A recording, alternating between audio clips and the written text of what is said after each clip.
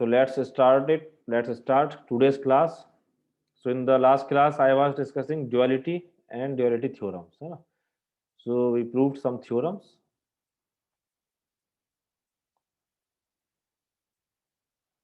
Six theorems we discussed in the last class, and I have already uploaded the slides, so you can see the proof there and you can discuss. The last theorem which I proved, it was that if the primal or dual, and either of the primal or dual has unbounded solution, then the other problem has infeasible solution, है ना? It was the theorem which we proved in the last class. If primal has unbounded solution तो dual का infeasible आएगा, और अगर dual का unbounded solution है तो क्या होगा? Primal का infeasible आएगा. Okay? So next we have duality and simplex method. Duality and simplex method means how we can use this duality concept for solving a problem, big problem, by this duality, na? As I told you by the theorem, because the primal and dual they have same optimum solution. तो अगर optimum solution same है तो it means कि we can solve, either we solve primal or dual, the optimal solution will be same. तो sometimes we can use this as a shortcut. जब आपके पास number of constant ज़्यादा हैं अगर, तो मैं इस मेथड से रिड्यूस कर सकता हूँ, है ना? जैसे एक प्रॉब्लम लिख रहा हूँ मैं, प्रॉब्लम में गिवन होगा use duality to solve,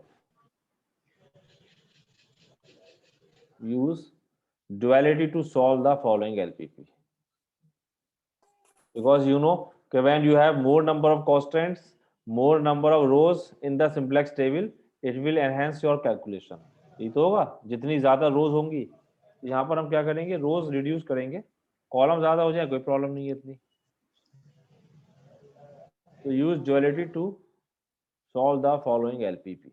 So I am writing on LPP, maximize of, this is the objective function, 2x1 plus x2, and subject to the constraints x1 plus 2x2 less than equal to 10, x1 plus x2 less than equal to 6, x1 minus x2 less than equal to 2, and x1 minus 2x2 less than equal to 1. So you have four constraints here, है ना? Two variables, two decision variables. So this method you can solve graphical also, but it is given use duality. So you know if you will construct the simplex table, how many rows will be there?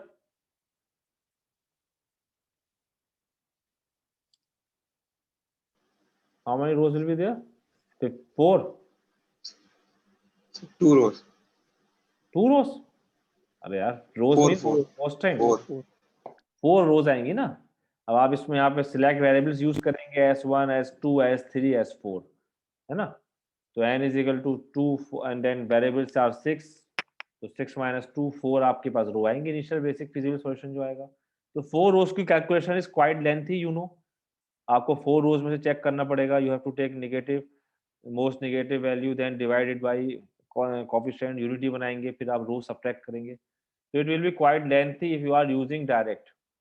But I know because there are only two primal variable. And what is the dual? The number of primal variable will be the number of dual constants. तो अगर मैं इसको dual में लिख लूं, देखो तो कितने constants हो जाएंगे? सिर्फ दो हो जाएंगे.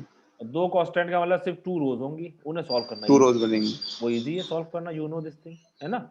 Yes sir. तो यहाँ पर हम देखेंगे कि बिकॉज कांस्टेंट्स बहुत हाई हैं, तो और आई नो कि मुझे तो ऑब्जेक्टिव फंक्शन चाहिए, वो डुअल का भी सेम आता है, तो why not solve by that shortcut method. So what I will do, firstly I will write the dual, of course. So I am writing the dual here itself, I am writing the dual. So यहाँ पे लिख दे रहे हैं ना, arrow बना दे रहा हूँ. Next page पे हम टेबल बनाएंगे. So the dual, now you are familiar, dual. So dual will be what? Max will be changing to minimize. Minimize z is equal to this b1 b2, they will become now cost values of the new objective function. ऐसे z star लिख दो new objective function को, it will become 10W1 plus 6W2 plus 2W3 and plus W4. Okay, and what about, तो ये जो matrix है you will take, suppose it is your matrix, so I will take the transpose. Your matrix will be what? तो इसका मैं transpose ही लिख दे रहा हूँ डायरेक्ट, ये transpose, how much it will become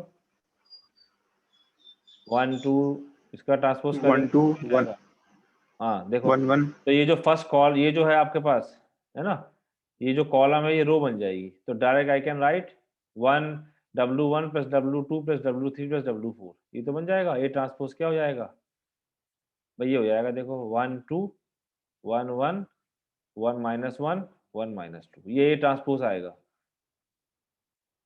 और इसमें क्या आ जाएंगे आपके पास, जितने कॉन्स्टेंट्स हैं उतने वेरिएबल्स आ गए आपके पास, 1 2 3 4, you have 4 dual variables, so it will become constant will be W1 plus W2 plus W3, है ना, फर्स्ट रो से जो हम ले रहे हैं, plus W4 and sign will be greater than equal to, क्योंकि कांस्टेंट के sign greater than equal to है इसके वेरिएबल्स के, how much 2, and second will be what 2W1 plus W2 minus W3 minus 2W4 greater than equal to 1. Okay? 1. अब इसे हमें solve Yes, करना है ना। अब आप देख सकते हैं कि you are having greater than equal to, तो of course you have to use artificial variable, है ना, but no problem, artificial variable में I already have big M method, तो big M method comparatively easier to two phase method, तो यहाँ पर हम big M method से solve कर सकते हैं, क्योंकि नंबर ऑफ वेरिएबल बढ़ने से it will increase only number of columns, not number of rows, है ना। So I am interested in reducing number of rows, तो ठीक है, इसको हम सॉल्व करते हैं सिंप्लेक्स मेथड से। तो सिंप्लेक्स मेथड में always one thing keep in mind कि ये मिनिमाइजेशन को I will convert into maximization, है ना। तो पहले इसको हम उसमें लिख लेते हैं स्टैंडर्ड फॉर्म में, तो स्टैंडर्ड फॉर्म क्या बन जाएगी इक्वालिटी में ना, standard form, so you will be have to use one surplus variable, one artificial variable, so it will become W1 plus W2 plus W3 plus W4 minus S1 plus A1 is equal to 2. Okay, yes, second yes sir, 2W1 plus W2 minus W3 plus 2W4 plus S2, sorry, minus S2 plus A2 is equal to 1 ना, ये हमने लगा दिया ऐसे।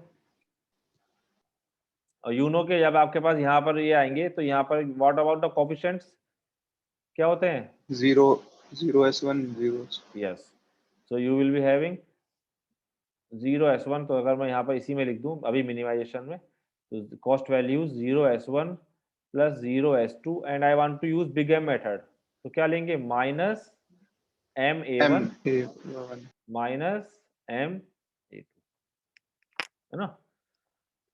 So keep in mind, first thing I will change this minimization problem into maximization. So this maximize will, it will become objective function maximize, इसे मैं W लिख दूं, तो ये आएगा minus of minimization Z star, तो minus W1 minus 6W2 minus 2W3 minus W4 minus 0 S1 minus 0 S2 plus M A1 and plus M A2, ठीक है। एक तो ये ध्यान रखना है, मैक्सिमाइज कर लिया हमने, बाद में सॉल्व करके वही लिख देंगे उसे, ठीक है। क्योंकि यहाँ पर एक थोड़ा सर्टेन रूल्स है, जो मैं रूल आपको बताऊंगा कि आपको ऑब्जेक्टिव फंक्शन की वैल्यू तो निकल जाएगी, लेकिन ऑब्जेक्टिव फंक्शन की वैल्यू जो आएगी वो W के टर्म में आएगी, तो कोएफिशिएंट्स भी W के टर्म्स में आ रहे होंगे, लेकिन मुझे चाहिए होंगे कोएफिशिएंट x1 x2 के टर्म में, क्योंकि जो प्रॉब्लम होती है आपकी वो तो x1 x2 होते हैं ना कांस्टेंट्स वहाँ पे, तो वेरिएबल्स, तो yes how sir, find the value of x1 x2 from W1 W2, उसके लिए we have rules, two rules, वो रूल मैं आपको बताऊंगा वहीं पे। तो ये आपका ऑब्जेक्टिव प्रॉब्लम बन गई है ना। अब यहाँ पर अगर देखें तो यू हैव नाउ 1 2 3 4 5 6 7 8, अब नाउ यू हैव 8 वेरिएबल्स, है ना, क्योंकि 4 तो पहले से थे, 2 सिलेक्ट आ गए और 2 artificial, In total you have 8 variables.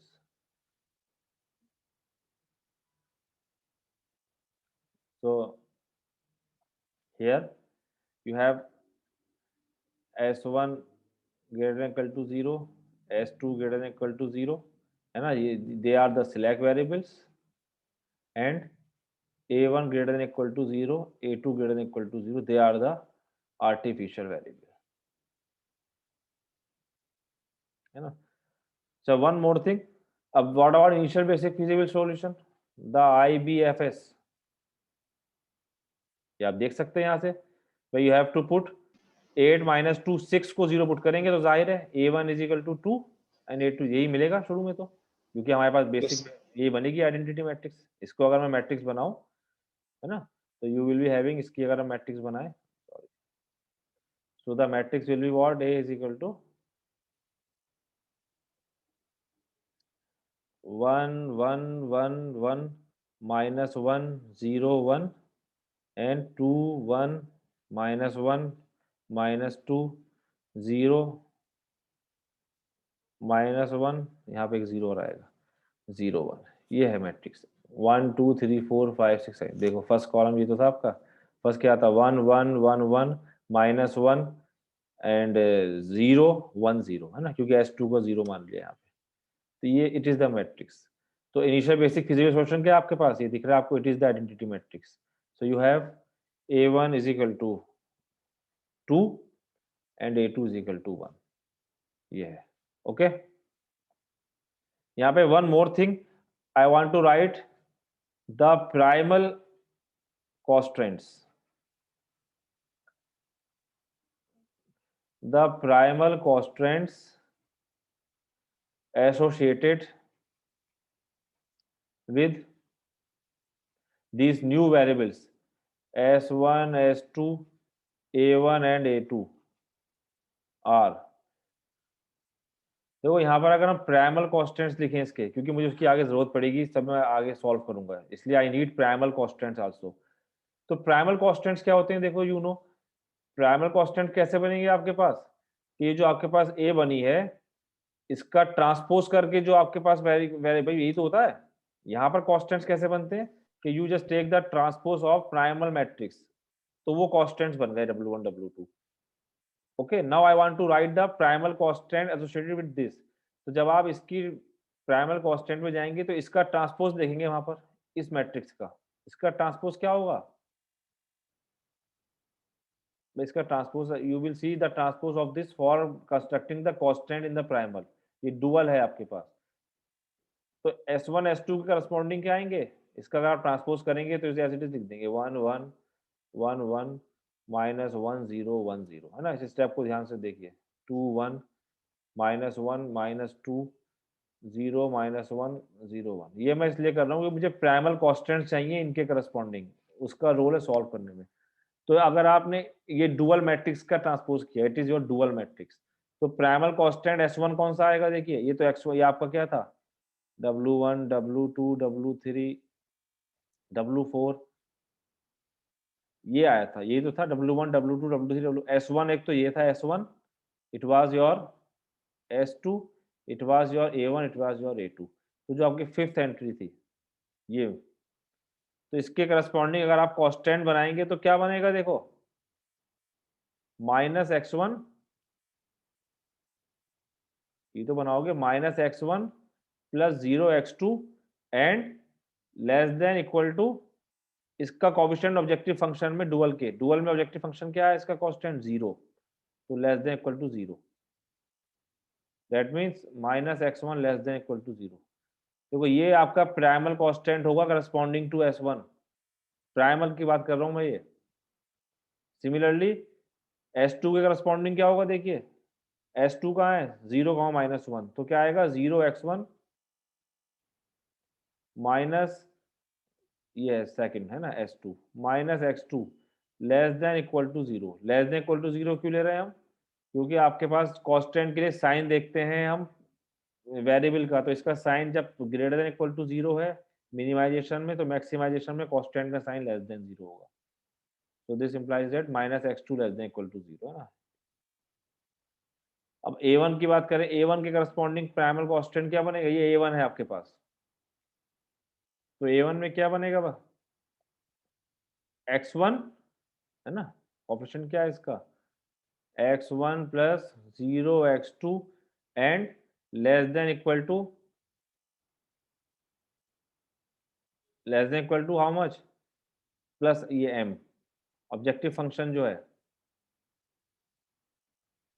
so this implies that x1 less than equal to m, and similarly second will be what 0 x1 plus 1 x2 less than equal to m, x2 less than equal to m। देखो ये हमारे 4 primal constants हैं corresponding to these two new introduced variables, select variables and artificial variable. इनके constants हमने लिख लिए, ये constant primal के हैं, ध्यान रखना है, ठीक है, क्योंकि यहाँ पे आपके पास अब कितने वेरिएबल्स हो गए थे, 8 वेरिएबल्स हो गए थे, तो कांस्टेंट कितने होने चाहिए थे 8, और कांस्टेंट थे कितने प्राइमल में, सिर्फ 4, तो 4 कांस्टेंट जो आपके मिसिंग थे वो हमने इस डुअल से बना दिए, वो ये आ गए, तो 4 ये हो गए, टोटल 8 कांस्टेंट्स हो गए, 8 ही होने चाहिए, है ना, because number of dual variables equal to number of primal constants. ये समझ में आइए मैंने कैसे लिखे हैं, बताइए,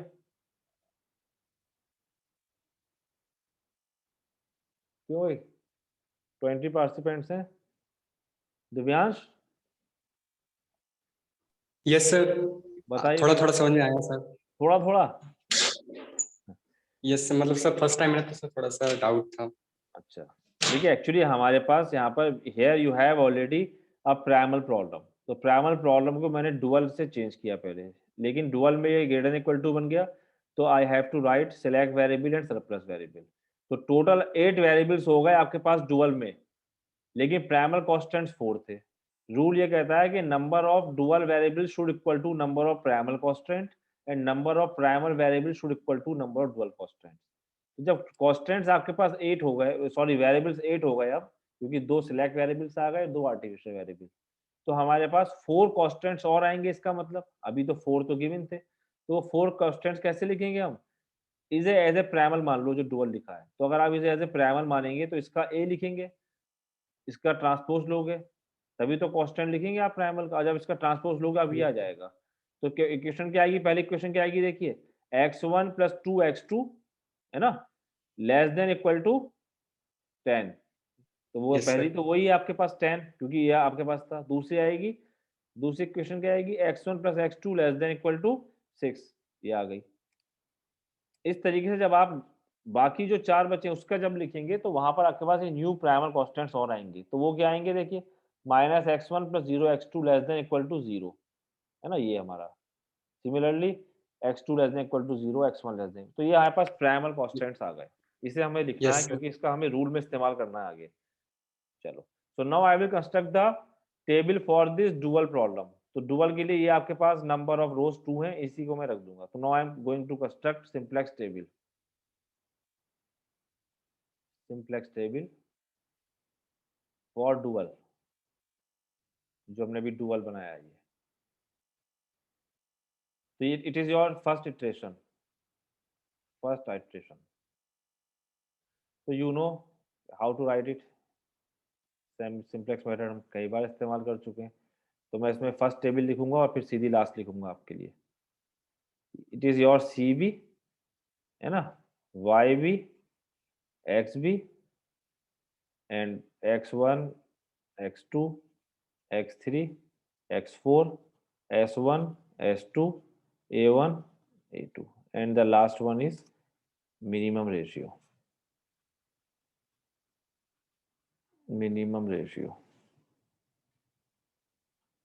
if you have any doubt you can ask anytime, yes, so now cb is how much, yb क्या आया था आपके पास, y1 was a1 a2, है ना, its values was coming 2 1, यहाँ पे cj लिख दीजिए, तो cj was how much, क्या था cj, देख लो एक बार, Sir 10 6 2 minus 10 minus 6. minus 10 minus 6 minus 2, yes, so minus 10 minus 6 minus 2 minus 1 and this is 0 minus 0 0 0, और ये आपके पास था पॉजिटिव m, है ना, ये हमने लिखा था, x1 x2 अभी जो मैंने a लिखा है ये पूरी a आपकी, दिस a होल मैट्रिक्स, ये आपके यहाँ पे एंट्रीज में देंगे. So it will be 1 1 1 and 1 minus 1 0 1 0, and this will be how much? 2 1 minus 1 minus 2 0 minus 1 0 1, है ना. ये आ गई देखिए 2 1 minus 1 minus 2 0 minus 1. Yes. And CB is what? The value of this. So its value is minus m minus. So now take it. This.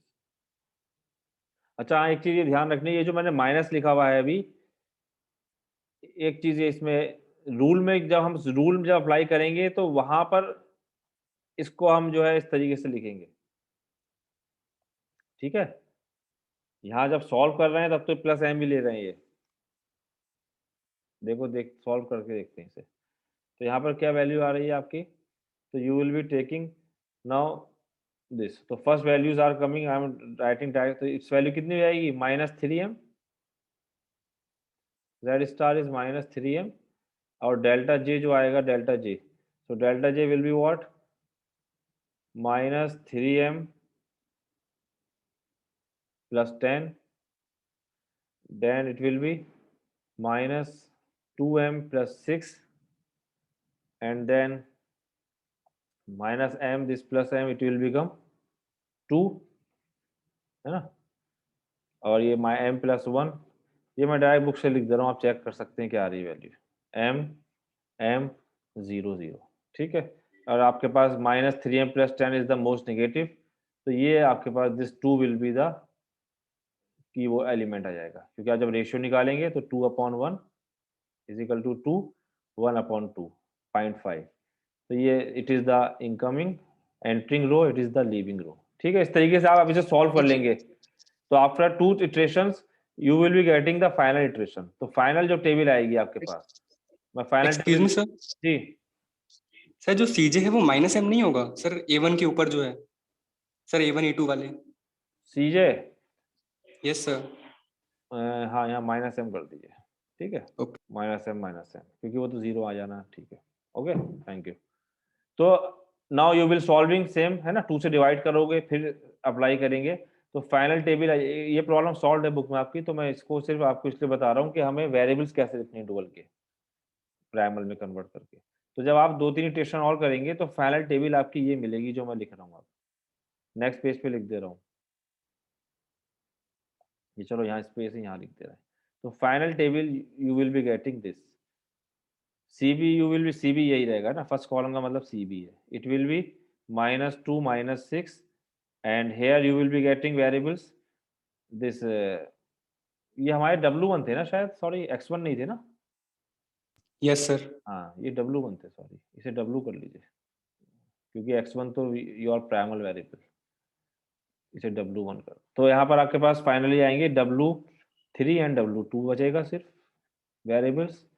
It's values will be XB will be 1/2 and 3/2, and these values will be coming.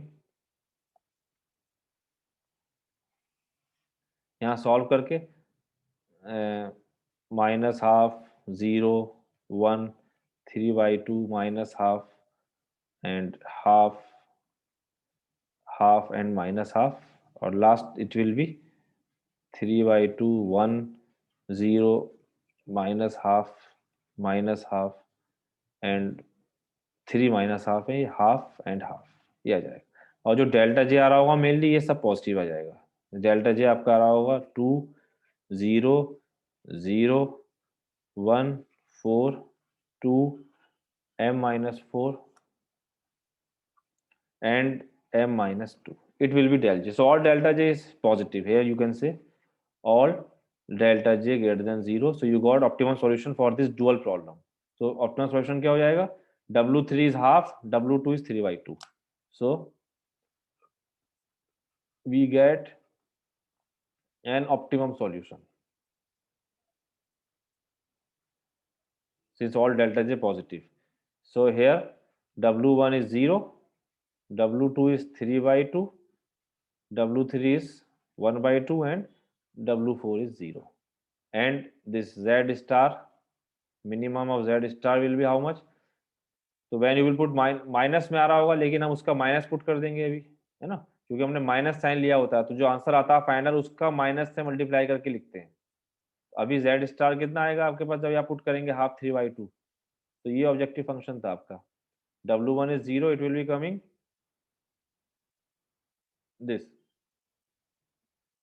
-10 आ जाएगी value निकल के इसकी, जब आप यहाँ पर put करेंगे। देखिए, ओके, -6 इंटू दिस। ये टेबल हमने सिर्फ फॉर्मूले रूल के लिए बनाई है। मिनिमम Z आपके पास ये था, तो ये रखेंगे वैल्यू यहाँ पर। आप कितना आ जाएगा देखो, 6 में कितनी वैल्यू रखेंगे, you will be getting, so it will be coming -10। तो उसका मैं माइनस साइन कर दूंगा, तो अल्टीमेटली इट विल बी +10। तो ये तो ऑब्जेक्टिव वैल्यू निकल कर आ गई 10। यही सेम ऑब्जेक्टिव वैल्यू होगी आपकी ओरिजिनल प्रॉब्लम की, है ना, प्राइमल की भी। लेकिन हमें यहाँ पर x1 x2 की वैल्यू और निकालनी है। Is it clear? Objective function तो आपके पास आ गया 3 10 है ना, इस वैल्यू को उठा के रख दीजिए 3/2 एंड 1/2, तो ये आपके पास निकल आएंगे। यहाँ पे इसमें रख देंगे आप उठा के 3/2 एंड 1/2। 3/2 कितना हो जाएगा, 2 3 जा 6 3 जा 9 प्लस 1 10 आ जाएगी वैल्यू निकल के, उसका है ना माइनस साइन के साथ। So now I want what about x1 x2, है ना। So the maximum value is 10। लेकिन हमें ये भी तो पता करना है कि x1 x2 की वैल्यू क्या है। उसके लिए I will apply this formula. तो हियर इज अ रूल, ये एक रूल है भाई, देखो 2 रूल है एक्चुअली। रूल 1 है अगर आप प्राइमल प्रॉब्लम ले रहे हैं, ये रूल आपके बुक में लिखा हुआ है पेज नंबर 138 पर। Rule 1 is what? Rule 1 states that corresponding net evaluations of the starting primal variable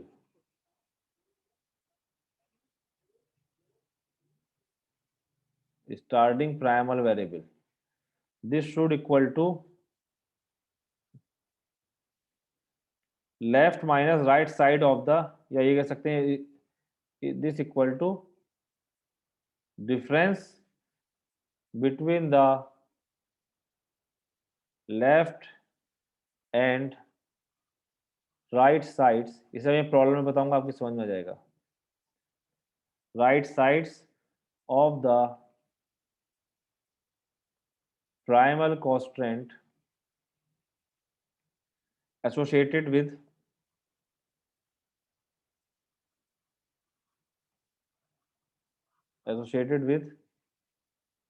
dual starting variable।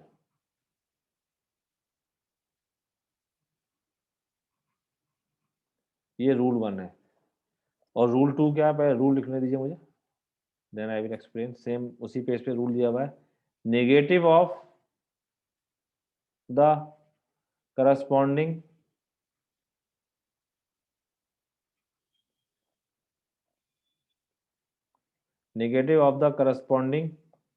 net evaluations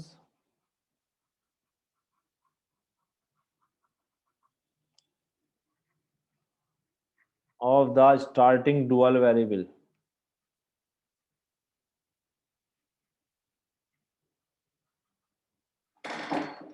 this equal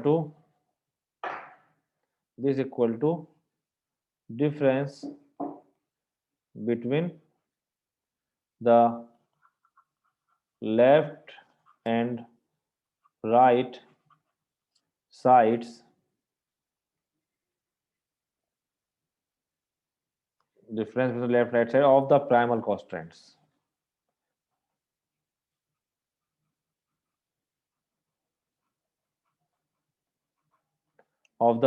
constraints associated with dual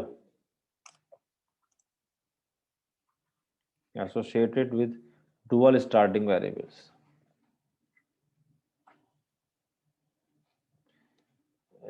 associated यहाँ पे मैंने क्या लिख दिया, difference between the right hand sides of the primal नहीं, यहाँ constant dual, एक minute sorry, इस वाले में यहाँ डुअल है, डुअल कॉन्स्टेंट्स। तो सेव लाइन है इसलिए थोड़ा सा, एक मिनट रुको, सा करेक्शन कर दूँ थोड़ा। Here it is not primal, it is dual constants, and here primal. Primal starting, yes. Dual constant है यहाँ पे with dual starting variable. With the starting variable. यहाँ पर difference between left and right side of the primal constant associated with the dual starting variable.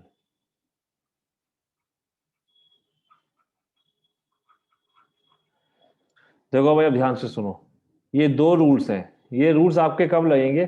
First rule will be applying when you are solving the primal problem by simplex, ठीक है?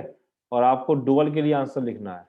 तो उस case में हम क्या करेंगे कि जब फाइनल टेबल आएगी, नेट एवोल्यूशन जो निकल आएगा फाइनल, उसका जो स्टार्टिंग प्राइम वेरिएबल वाला नेट एवोल्यूशन निकलेगा, है ना? स्टार्टिंग प्राइम वेरिएबल्स होंगे आपके, जैसे यहाँ पर स्टार्टिंग वेरिएबल्स थे a1 a2, तो इसके करस्पॉन्डिंग जो नेट एवोल्यूशन आए वो ये हैं दोनों।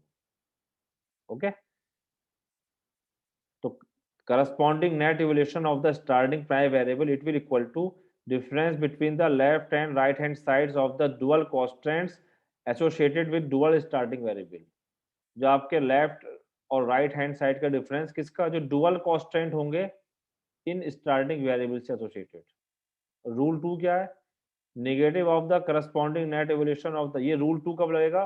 When you are using this method जो अभी मैंने लगाया, मतलब पहले आपने डुअल लिखा और फिर उसकी टेबल बनाई, जैसे यहाँ बनाया है। इस केस में क्या होगा? निगेटिव साइन ले लेंगे net evolution of the starting dual variables का। तो स्टार्टिंग डुअल वेरिएबल्स क्या थे आपके? a1 a2 थे। इसका नेट एवोल्यूशन क्या निकल के आया फाइनली? m-4 m-2, है ना? ये डुअल का है, तो इसका जो नेगेटिव साइन होगा यानी कि minus of m-4 minus of m-2, इसे इक्वेट करा देंगे किसके? Difference between the left and right hand sides of the primal constants associated with the dual variable. तो यहाँ पर प्राइमल कांस्टेंट्स कौन से थे? ये थे प्राइमल कांस्टेंट्स जो मैंने यहाँ निकाले थे, इनका डिफरेंस यानी कि x1 minus M left minus right x2 minus M, इसे इक्वेट कराएंगे हम किसके? नेट इवोल्यूशन के। Means what? So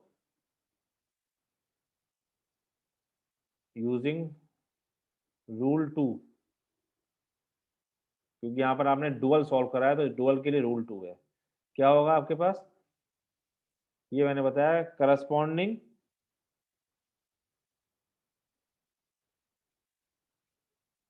minus of delta J, negative sign लेना है हमें रूल 2 में, किसका?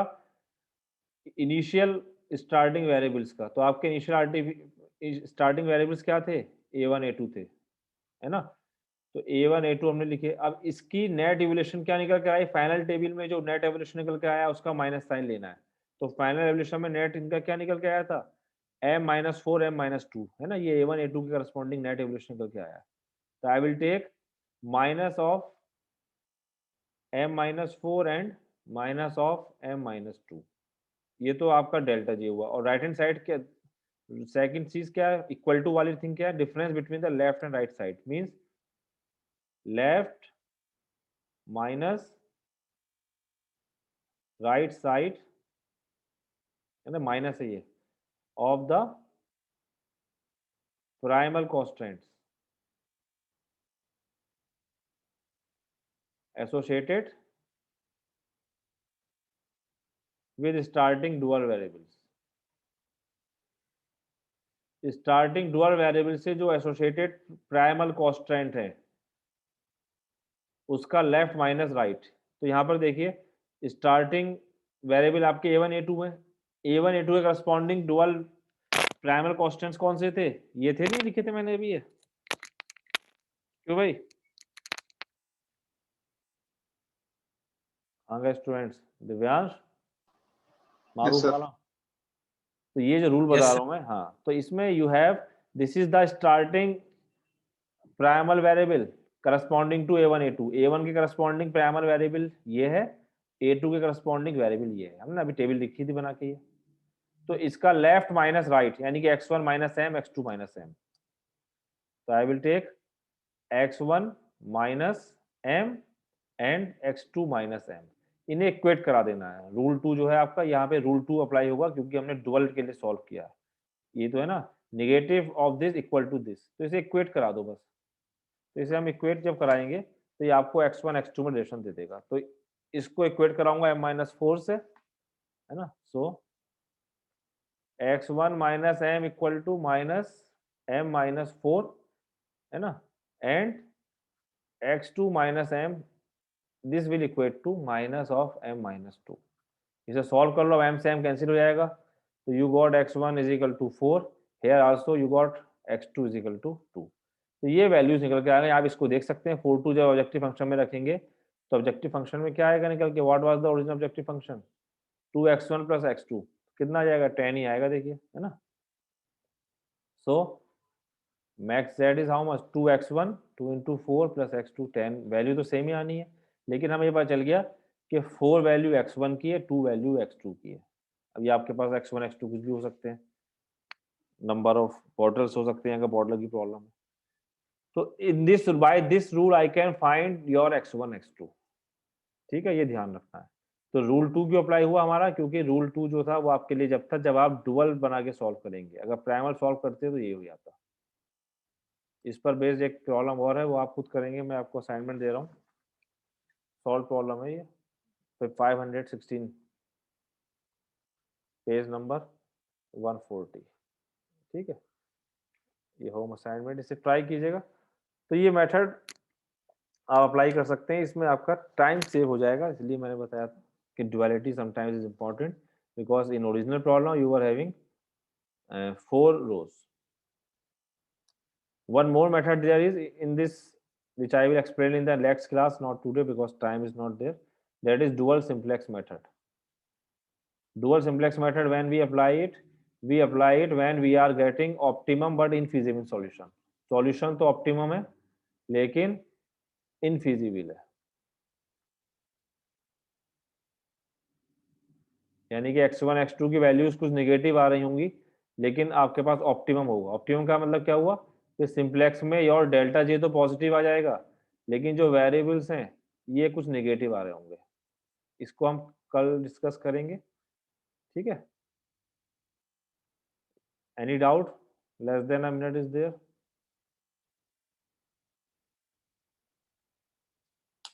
क्यों भाई, कुछ डाउट है पीछे या नहीं? तो एक बार और देखना पड़ेगा ज़्यादा। चलो तो ध्यान से देखिए इसे और मुझसे डिस्कशन करिए, ठीक है। ठीक है I sir. Will upload today slide. चलिए फिर, आज फ्राइडे वैसे भी क्लास आपकी शॉर्ट ही होती है, so I am ending meeting, tomorrow we will meet, okay. आज का लेक्चर ध्यान से सुनिएगा, ओके, चलिए, गुड बाय।